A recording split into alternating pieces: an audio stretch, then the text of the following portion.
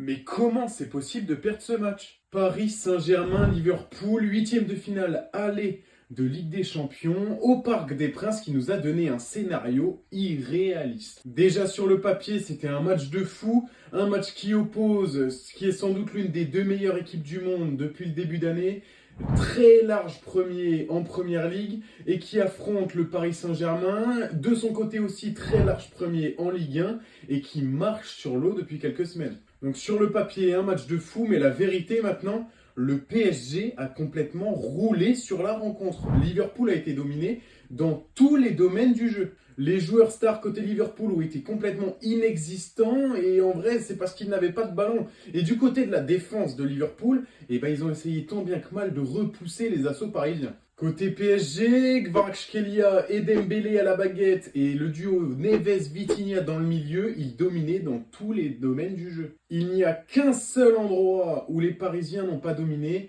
et c'est encore une fois dans les buts. D'un côté, Alisson a réalisé le match parfait. Il a écœuré les attaquants parisiens avec énormément de très grosses parades. De l'autre côté, Donnarumma qui n'a rien eu à faire du match. Une petite frappe cadrée seulement en fin de match. Il n'a pas la main ferme.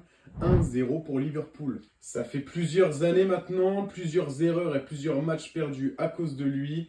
Maintenant c'est clair, le plus gros point faible du PSG s'appelle Gianluigi Donnarumma. Merci pour votre attention. On se retrouve ce soir pour un nouvel épisode de Foot Info pour parler de la Ligue des Champions dans son ensemble. En attendant, rendez-vous sur Instagram. Des scores, des news et des pronos en temps réel.